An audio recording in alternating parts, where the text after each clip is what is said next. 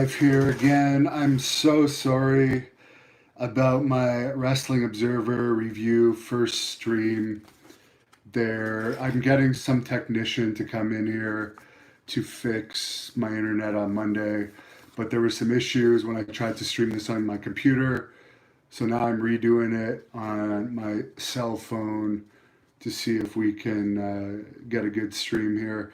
In WWE news, the pandemic actually did WWE some favors. They had their biggest profits in history for the last quarter, according to their quarterly's earnings report. They had about $50 million in profit, from what I understand. They had a lot of money from their TV deals and a lot less production costs because there we go. I'm lower now. A lot less production costs because they're not having to move around and so forth because they're taping all their TV tapings at the Performance Center. So a lot cheaper, even though there's no fans. They can just leave the setup permanently set up and they can do all their tapings in a row. They don't have to do their tapings live anymore. They can also edit out mistakes in matches, make the matches look better. But despite the company making more profits than ever, they still furloughed and released approximately 100 talent agents and other workers, according to the Wrestling Observer. So, whatever. I guess it's their company. They can decide who they want to keep.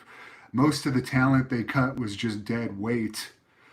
They made about over 200 million in television revenue, with the rest coming from consumer products.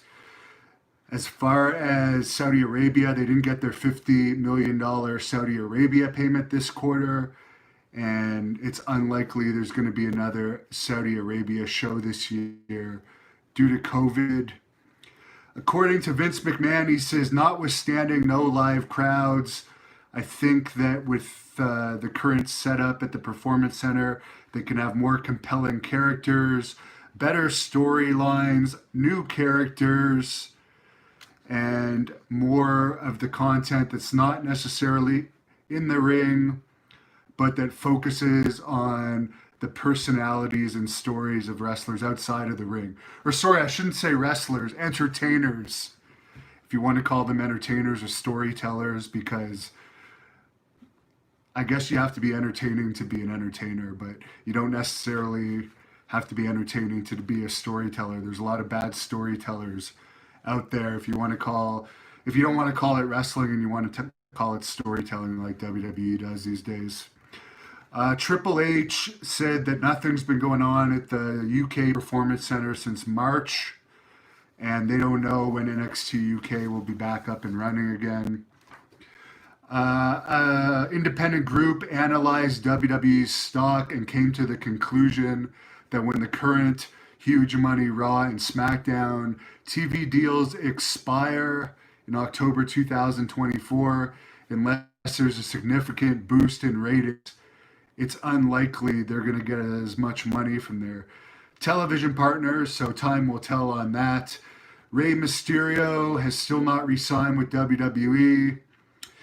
AEW beat NXT 0.3 to 0.18. Triple H, the genius, still hasn't got NXT out of the 0.1s. Raw did a 0.48 rating. SmackDown did a 0.5 rating. AEW news, Eddie Kingston is signed with AEW. I do like Eddie Kingston. I met him at a PCW Ultra show. Really nice guy. Cameron, who I've interviewed on this channel, has also joined AEW, even though she hasn't wrestled for 4 years. They picked her up. I personally like her and got along well with her, but it is interesting that they're signing people who haven't even been in the business for years. Excalibur, the announcer from AEW, who was in some footage recently released of him and Kevin Owens using the N word in front of a crowd of about 200 fans at a PWG show. You can watch that footage on Twitter if you go to at the Hannibal TV. I shared it. I don't know if Excalibur didn't show up on AEW because of that footage coming out. Kevin Owens has been a big social justice warrior over the years, so it's interesting that there's footage of him out there saying the N word with a hard R. It's just such a poor taste angle. I don't even know why you would do such an angle. Some people defended it saying, "Oh, it was a different time back then." It was like 15 years ago, 10 to 15 years ago. I don't think the N word, hard R or not, was acceptable 15 years ago. Pretty sure when I was bouncing, if a white guy told a black guy the N word 15 years ago, a fight would have ensued, as I've witnessed many times as doing bar security over the years. I don't think it was acceptable 15 years ago. There wasn't riots going on, but it still was unacceptable.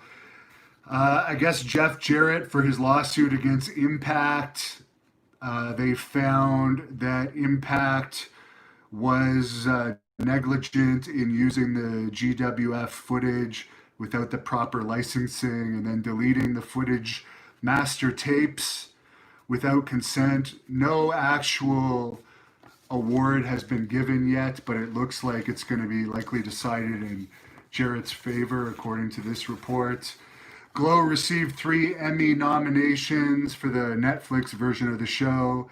Antonio Inoki has revealed he's suffering from an incurable heart condition and is in poor health.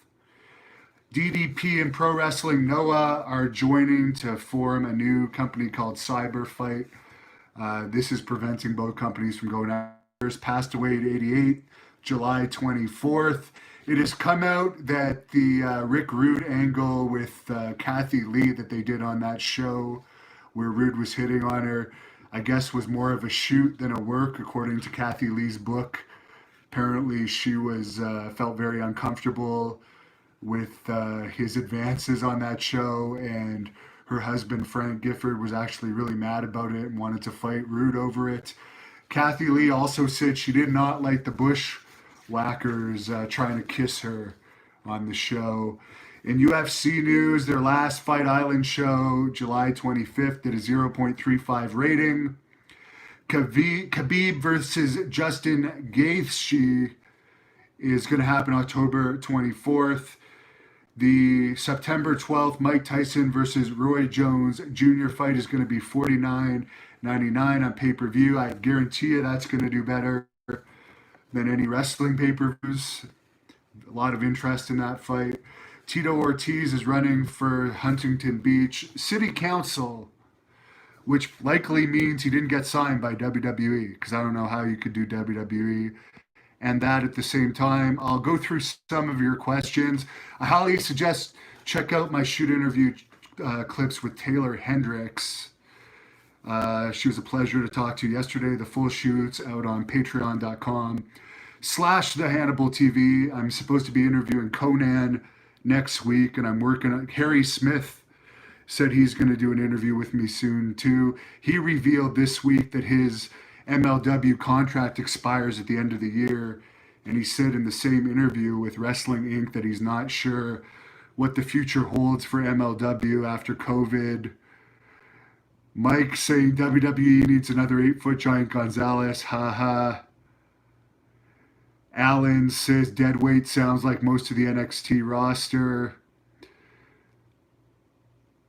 Jefferson says they can edit out mistakes like Drew McDonald hyping up his title match versus Randy Orton before his title match with Dolph Ziggler. Apparently that happened on Raw. I didn't see it, but yeah, before the Dolph Ziggler match, they already announced that McDonald was going to fight Orton at SummerSlam. McDonald's terrible. He's absolutely terrible. He's awful in my opinion. Not necessarily as a technician, but as far as hyping up a fight, he's one of the worst. A couple more questions here. Rick Bassman, by the way, is going to respond to Jim Cuckold next week. I guess Cuckold, or whatever the hell you want to call him, was telling some lies about Bassman. And he's known to tell a lot of lies and be jealous of a lot of people. Of course, Bassman started the careers of Cena, the Ultimate Warrior, Sting, among others. I don't know who could match that. Certainly not Cornette. He never started any big names like that from scratch. So I think he's just jealous of Bassman. But Bassman is gonna respond to Cornette next week. Should be interesting. Any chance of a Tommy Rich interview? Yes, but not on Skype. I want to do it in person. Alan says Orton would be a better champion than McDonald. I agree. Jefferson E. White says the Billy Jack versus Honky Tonk Man in Boston was a great match. Any news on Cain Velasquez? No, but apparently the contract he was released from was for like $6 million a year. Will I interview Joey Legend? Monsters asking me. Maybe at some point. I don't really know him. I think he lives over in Europe. Someone says the Raven interview was great. Mike wants to see a Virgil interview. It could very well happen very soon.